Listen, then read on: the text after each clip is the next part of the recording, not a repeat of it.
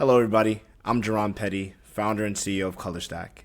This is a special limited podcast series to celebrate ColorStack's 5th anniversary, internally known as the Quinquennium, aka the Quinny. In this series, we're talking to some of the people who helped build the foundation of ColorStack. From students to funders to team members, you'll get a 360-degree view into the work that's powered us and why we're thriving today. Today, I'm joined by Dwana Franklin-Davis. As the Chief Executive Officer of Reboot Representation, she leads a coalition of leading tech companies that are committed to investing in the success of Black, Latin, and Native American women and girls in emerging technological fields.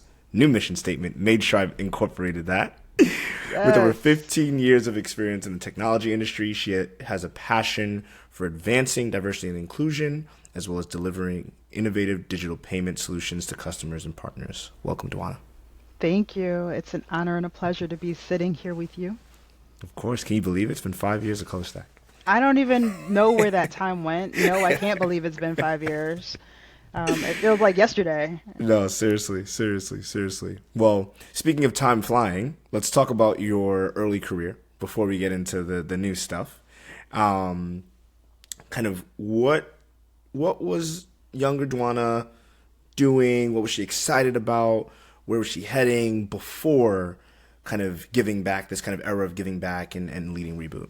That's a great question. I'm going to start a little bit before early career. So Great. I went to Purdue University for computer science. And when I launched on that mission, I was a confident student, sort of, as much as students are confident. Yeah. Until you take that first class, you're like, what is this? Exactly. And I knew that I could do tech. I've told my story before, and I've had early exposure and opportunity through family and friends to technology, and so it was an easy decision for me to decide. I'm gonna put air quotes around the easy, computer science. Yeah. And then I got there, and I was like, "What is this? And where are my people at?" And trying to find community and trying to find my place and trying to fit into a large institution and trying to do well. It was hard. And so as the story goes, in the freshman class in computer science, there were 4 Black students, and I was the only female. And by the end of freshman year, I was the only one of the 4 that went to sophomore year as a computer science major. There was one other student 2 years ahead of me that I was able to connect and bond with, and she was the only Black student in her class. And so it was really this first realization of, where are we? And I was very fortunate to have 3 internships while I was there, wow. Which is another story. But that's what continued to encourage me to be in the space. And I saw glimpses of what corporate life could be like, and had great working environments. And, that also was a time to see what I didn't like, right? But yeah. I valued the experience. But by the time I came back for junior year, I changed my major to business because the young Dwana was like, these people and this thing right here is not about to be my future. It was lonely and it was isolating, and I was like, why am I the only one? And I'm looking at my friends and my peers, and they're having a great time enjoying their college experience, and I was like, I am not. This is not. So how do I get that? Let's actually stop there for a second, and I love that you brought us back to this, because this is what you and I probably try to explain to a lot of, stakeholders in our ecosystem, which is this concept of, you can have a very smart individual. They know that, on a skill level, on a work level, they can do the work. But when you see all your friends, all people that look like you somewhere else, at the end of the day, you're like, maybe that's more for me, or maybe even if you're ace in the class is getting the internships like you did. So right. Talk to me a little bit and kind of educate the audience too, as to why it's not just about your skills and, if you can achieve an internship or get a good grade in the class. Yes. There is this term that I don't subscribe to and absolutely hate it. And it does exist, but I know where you're going. You know where I'm going. I hate imposter syndrome. I hate that term because I feel like it's a a thing that other people have placed on individuals, and we have owned it. And I'm like, absolutely not. So never was there a time that I felt like I didn't belong. I was like, I belong to be here. I deserved it. I worked hard. I can do everything you can do, if not better. Right, right. I mean, family gave me a little bit of arrogance when it came to that.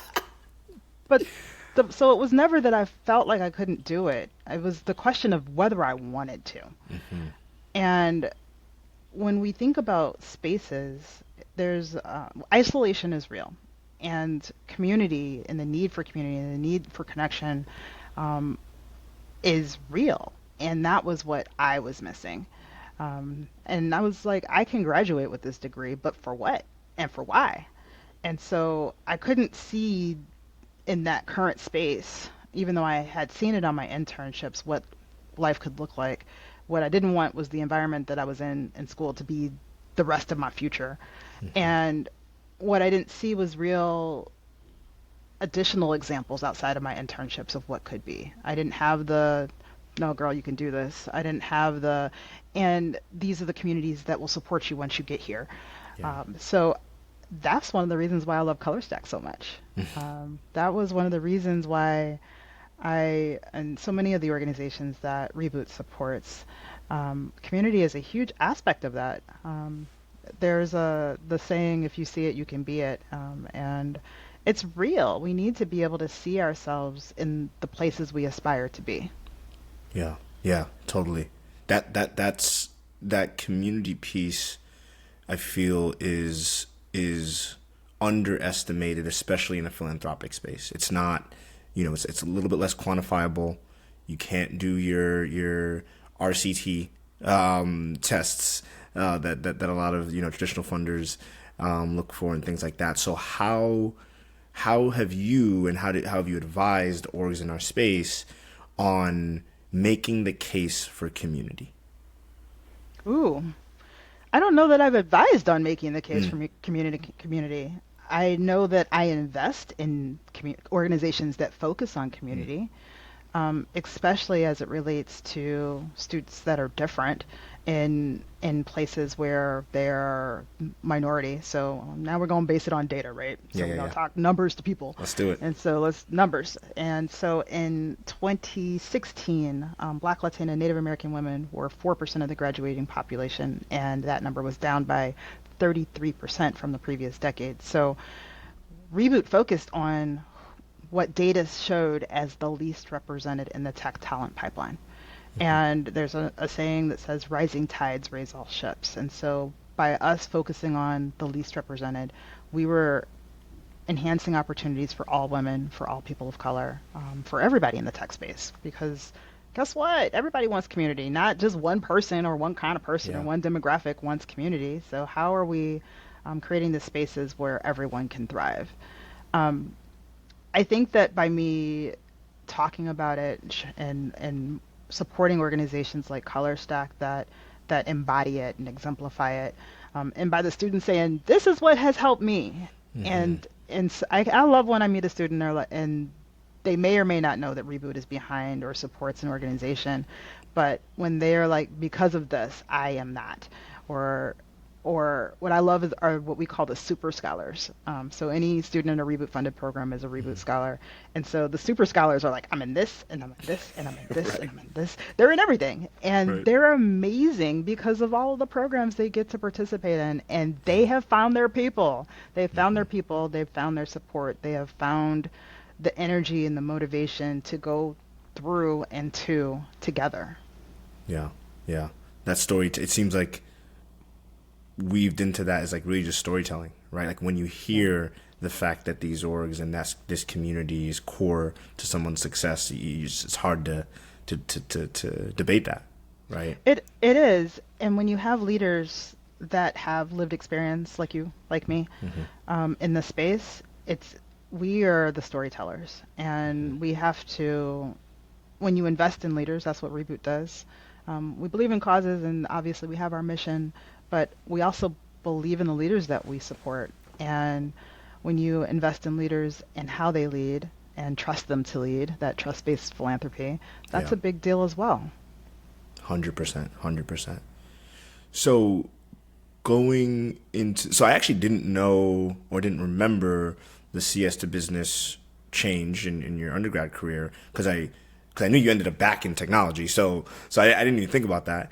Can Yeah, you finish that part of the story? So what happened towards the end of college, and then how did you end up kind of still pursuing a technical career? absolutely. I'm still a technologist. I Yeah. wear the engineer hat very proud, even though my undergrad degree says business. But I had so much tech experience and so much tech on the resume that when it was time to graduate, and also if we're going to do the math, I graduated in '01, and that was one of the first big recessions, right? Yeah. So what we're seeing now is nothing compared to then. Right. And I remember, just being really focused that first semester of my last year on what am I going to do after and how am I going to navigate. And I'm still tech. And just because I changed the degree, I still had a passion for tech. I leveraged my network. I leveraged the experiences that I had with regards to all of my former internships, made some phone calls, and had 4 offers by the end of my freshman year. And they were all very different, but was able to make a decision not knowing what does this even mean? Nope, I'll pick that one. Yeah. Based it off of other factors like where do I want to live and what kind of lifestyle do I want to lead Yeah. and what does this company mean for the future me and how I can grow, et cetera, things like that. And also all of my offers were tech positions. None of them were business. And so I knew that I was going to be back in tech. What that told me was just because my degree said business management. My all of my experience said she's a technologist.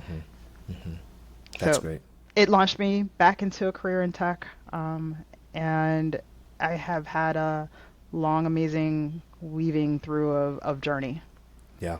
So right before, let's think through 2, 3 years right before you get tapped or courted to reboot. What were Yes. you doing at the time? And then kind of ending that story with how did the conversations begin and lead to you ending up choosing to join Reboot as CEO? Yes. I have been with MasterCard for many years, and the last several years in vice president roles, leading global technology teams. I've had the privilege of being part of some significant projects that I can say, do you use Apple Pay? You're welcome. We laid the infrastructure for that. Or So just there you go. I love it. so a little bit. I mean, look, Keep it I going. What else? What else? What else? What other right. infrastructure you building out Let me tell you, I mean, here? MasterCard didn't have a debit platform. I was still Wow. an engineer when we helped build out the infrastructure for MasterCard's debit Wow. platform. So I did that was my last big project before I crossed over to the dark side of management.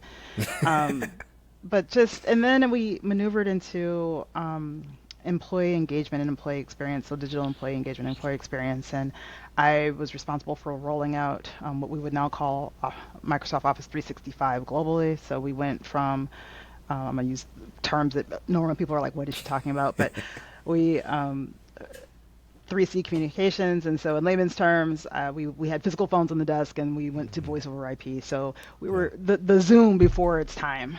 Right. Right. But I rolled that out globally for MasterCard employees, and it was not just like the technology change, but it was also like the cultural experience of employees um, going from being able to pick up a phone to now having a headset. And I had a couple babies in the midst of that, and so there was a decision that was made, like for example, with headsets, right? And my homogeneous team had said these are the 2 headsets that everybody will choose from, and I was like, I have amazing, fabulous hair. I'm not putting that headset over my hair. Right. And so, the women were like, what is this? And so the men were not sensitive to how women wanted to show up with these headsets, as an example.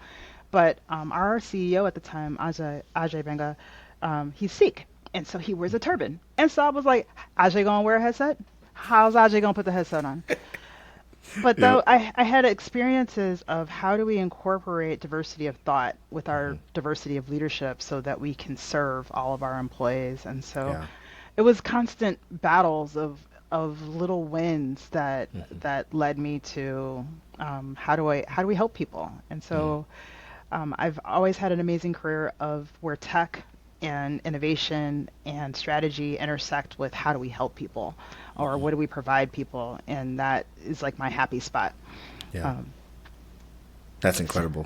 yeah. And so that, how did you at that point know, once presented the opportunity, that this was the time to kind of do that in a full-time capacity? Because I imagine you were doing that through your work, but it wasn't mainly, like, I guess the core part of the JD, for example. But now Yeah. it's like I'm running an org where we're literally delivering impact. Yes. I will say the transition from Reboot, I had hit a visible ceiling Okay. and was like, I'm ready for the next level. What's up? Got you. And I won't speak ill of the people who are not there anymore, but every company has amazing leaders and not so amazing leaders. Yeah, And of I course. had one of those not so amazing leaders. And so it was time for me to do other things. And the advice that I give to people all the time is you need to run to and not run from. So what that means is don't leave because you're angry. Don't leave because you think that bonus or that pay increase wasn't what you wanted it to be. Because when you run from, you don't ultimately end up in a better position. I saw that over and over and over again. Run to. And so when it was my time to take my own advice, I had to breathe deep because I was angry. I had to steady myself. And Yeah. so in 2019, at the top of the year, as I was looking to not be angry and do some things different, I said, this is going to be my year of yes. Everything that I was not doing before because I was consumed with the role, I said, I'm going to do some things different. And so, Dwana, will you volunteer at the homeless shelter? Yes. I'm more of a write a check kind of person, but I said yes. Yes. Dwana, will you speak on this panel? Yes. I said yes to everything. I said, say yes to everything. I had a year of yes. And What year was this? This was 2019? 2019. Okay. So I met one of my best friends on a panel. To this day, that was my girl. And I met her on that panel, and we are still very tight. We can't remember the other people that were on the panel, but that's my girl. But because of my year of yes, I had some significant moments. And I will say, I posted about it on LinkedIn. And so because I was posting my expertise and my experiences on LinkedIn, that led to an executive recruiter sliding in and talking about, hey, we have this opportunity that we would like for you to Wow. consider. And it was the CEO of Reboot Representation. Wow. I did not know that detail. Yeah. That's It's, incredible. I didn't know it was an opportunity that I should even be interested in. And when I first got it, I was like, is this a joke? What is this? Exactly.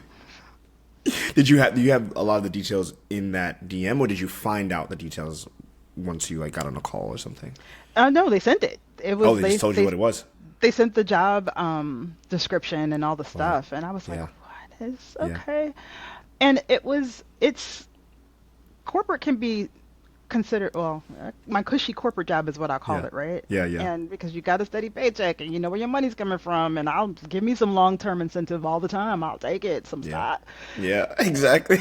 I love I love that. I don't get any of that in this nonprofit world.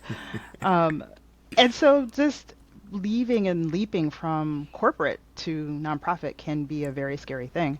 Yeah. But you didn't leap, you just stayed. So I Yeah, don't yeah. know. Yeah. It was a journey to say, okay, is the pay cut worth it? Is the lack of stock worth it? And is this thing real? Is it gonna last? Who really Yeah. cares? Yeah. And so it was the names behind it, like Pivotal Ventures, Melinda French Gates, the founding companies that had their names behind it, that I was like, it seems like this might be real. And then I talked to my family because my family is my unit, my support, Yeah. and we roll through this together. It's not just me. Right. And with major career decisions, we involve my husband and both sets of parents. Look, all right, family, this is what we're gonna do. Yeah. I love that. And we were like, all right, let's go. And me also, you actually said earlier, there's a little bit of arrogance. I was like, I'm a black woman in tech. I can go back to tech when I want to. They need me. Um, Period. all all jokes aside, I mean, I was just Yeah. like, this could be a moment, and I can Hmm. always go back to tech. I can Hmm. always, I lead teams that produce results. That was my elevator speech. Yeah. And I was like, if I don't take this opportunity right now, then if not me, then who? And if Hmm. not who, then when? And if it doesn't work, then we tried it. Yeah. And here I am several years later with a new Yeah. mission that New you mission. mentioned. And Hmm. because we accomplished the founding mission, let's Yeah. go. Yeah, let's talk about that because I really want to give you that space to celebrate that. You had the initial mission. Tell us what that was and tell us what the new mission is and why. Yes. Founding mission, as set by our predecessors with Pivotal, was to double the number of Black, Latina, and Native American women graduating with computing baccalaureate degrees by 2025. Key year 2025. 2025. In 2019, 2025 was like never going to happen. It was like so far. What? When? It's in the future. Well, Right. we go worry about the We'll next couple figure of it out. years. We'll Yeah. figure it out. Um, so with me coming on board in October 2019, and then in 2020 the world changed. It just didn't. It, life was happening, and I had the privilege to run Reboot like a startup, Yeah. and incorporate all of my corporate experiences and expertise to run Reboot, to be nimble and fail fast and pivot. Um, Support amazing leaders that are doing the thing, and the students. That's why we all do this work, Yeah. right? That's why Yep. we all do this work. It's for them. Um, we're measuring iPads data, CIP code 11. For those that have no idea the words that just came out of my mouth, uh, it's federal data that measures categories of majors. CIP 11 is, zip code 11 is mostly computing fields. So there's like 30 majors in that range. Only educators really care. Corporate people are like, what are you saying? Yeah. But we needed a way to measure, and we're all about data. And so that data comes out every fall for the year prior. So last fall, the data for 2023 came out. So we accomplished our goal 2 years ahead of schedule. Yep. So we're shouting from the rooftops. We did this together. This Yep. is not just a Reboot goal. This is every single company that has invested. This is every single partner that has invested. It's all y'all that are doing the work, and also the students. This is the Yeah. students that are persevering, that have tenacity, that have gumption, that are supporting each other, that are walking across the stages this year. So this is all them, and I'm just here for it. I'm here for it. Yeah. Um, as we look to the future, the numbers are still so small, Yeah. right? I mean, we're celebrating that we double the numbers, and there's like a little asterisk there. Native American women did not double. Black women doubled, Latinas doubled, Native American women did not double. We're doing some intentional work this year to help with that intentional population. And so it just shows that we have to be specific and intentional in the work that we're doing and we're leading and how we reach those that are the least represented. Um, like many organizations, this year is weird. Ugh, we have, Yeah. that's probably an understatement.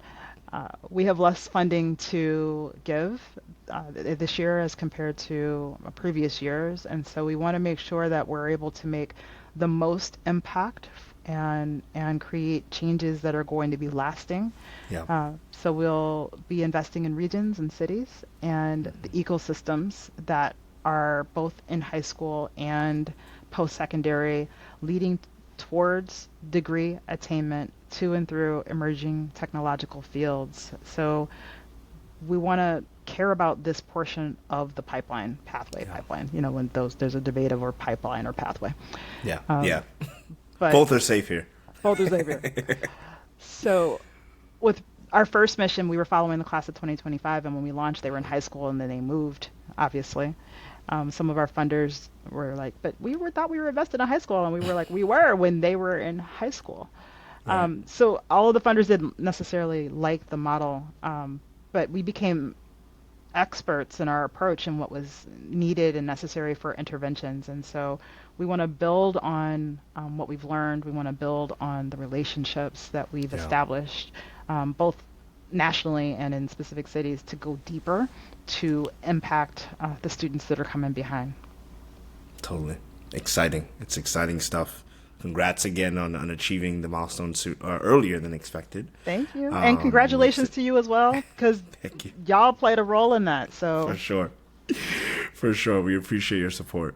I'm going off script here because I really love what you said before when you're talking about the decision to even join Reboot, and you talked about how that was like a familial tribe decision of like the entire village, right? Like it's your spouse, like the parents, right? So your kids maybe were somewhere in there.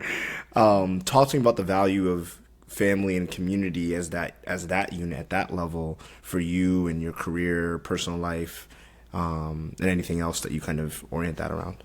absolutely. Some people strive for work-life balance, and I don't believe in the word balance. It doesn't exist. I believe in equilibrium. That's the engineer in me, I guess. Yeah. There you go. Can't take it out of you. Can't take on once an engineer, always an engineer. I believe that I can do everything. There's nothing I can't do. My family instilled that in me, but I cannot do everything all of the time and at the same time. And so having that equilibrium and support is what gets us through. There's a story when I went from director level to vice president level, I was pregnant with my first child. I moved to New York City from St. Louis after my daughter was 3 months old. She was born in St. Louis, and then we moved to New York. And I had a ridiculous amount of change from moving to St. Louis to New York. I had a newborn. I was VP. We were trying to figure out the role at MasterCard. MasterCard was building out the first tech hub, all the stuff. Yeah. And I needed my family, right? I was like, I'm going to be a damn good VP because I don't know how to fail at things, but I'm also going to be a damn good mom, and this baby needs me. And I just don't, it's not in me to not be great. And so need my village. I need my support. And so my family was that support, was that village, I was like, look, I'm sorry, we're moving to New York. You with me or not? Right. This is what we're going to do. Right. But our family was like, we got you, let's go. And so we have no family in New York, but my mom and my mother-in-law flew to New York every 2 weeks on a rotational basis and kept my daughter. They were like, this is our granddaughter. We got her. Don't worry. You go be great. And we got this child. Yeah. So for those that don't have that kind of village or that kind of family support, as we say we got the family we were born with, and we have chosen family. And the chosen family may not be blood, but y'all might as well be. And so who is in your corner? Who's your village? Who's your tribe? Who's supporting you? We have such a strong sense of family. I can call my cousin and be like, I need you. And any one of them, they'll be like, I got you. And so even stronger than some of my friendships, my family is like, we got you first. So when one of us wins, we all win. And I am the CEO of Reboot, but you should see me when I'm home for Thanksgiving. I gotta make my way to one of those. You gotta come. You gotta come. We're gonna slide and we're gonna play bid whist. We don't play spades. You gotta graduate to the grown folks table. Sorry for y'all that play spades. This is a bid whist house. Graduate to the grown folks table. Good to know. Good to know. I'll make sure I come correct. Yes, I know you come correct. You're gonna be like, I don't know bid whist, but you're gonna study. We'll figure it out. Yeah, we'll figure it out. No, I love that. And obviously, as you know, the reason that strikes a chord with me and our organization is that's what we're actually trying to deliver to our members as they graduate, right? If we can graduate and propel them into the industry with that tribe, with that village, because they may not have that at the family level, right? They may not have folks that understand, folks that can help at that level. Yes. So at least what we can do is give them 5, 6, 7 friends that they can text, they can call, right, on their journey, right? That's their new family. Important. That's it. I love when I meet a group of students and I'm like, y'all don't know each other? Right now, exchange numbers. Yeah. Right, y'all go through this conference together. Yeah. Because we're not meant to be alone. Go be together. Yep. Support each other. Totally. Speaking of, last couple of questions here. One, What? Because you've obviously, so for the viewers, I didn't say this on the call at the beginning of the intro, but Reboot Representation is our biggest funder to date. 3 years ago, they granted us with a 2-year, $1.2 million gift. Biggest gift we ever gotten, and definitely made an impact and moved the needle for our Black, Latino, Native American members, women members. So All your members, not just the women. Right.